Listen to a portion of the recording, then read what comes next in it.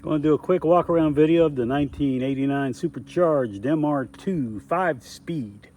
Beautiful car, all original paint.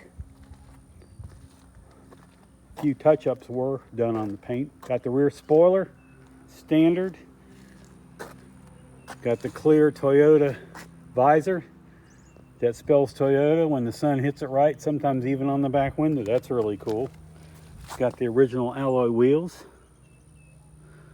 Even the original pinstripes and the supercharged emblem decal built into the body side molding. How about this original anti-theft sticker?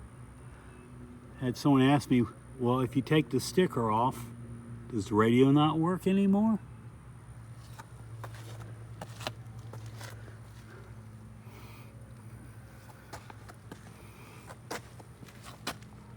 The LM on the car is from the dealership. Larry Miller, when he put the accent stripe on, when it was brand new, I guess he puts his signature LM on there so you know it's above, it's better than everybody else.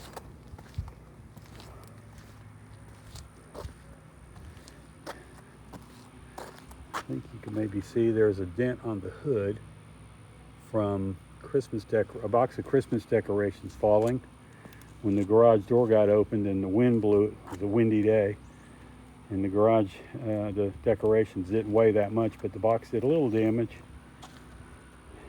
And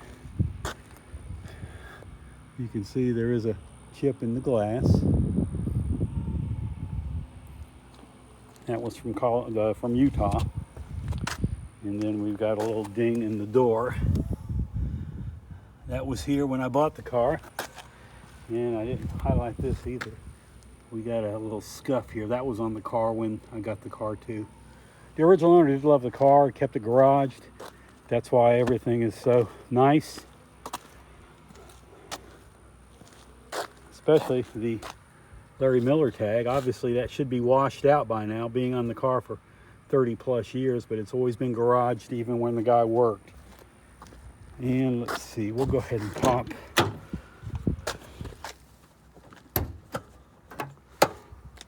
everything. Here's the engine compartment.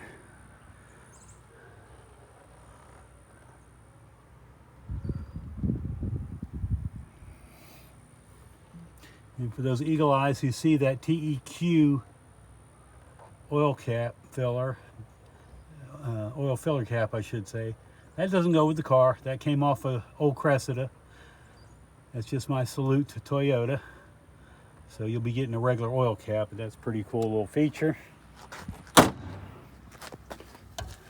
Gas door, everything's good here. I pop the trunk. Got a copy of the Monroney. I've got some parts. This is for the Coney shocks, adjustable. There's 4 of them.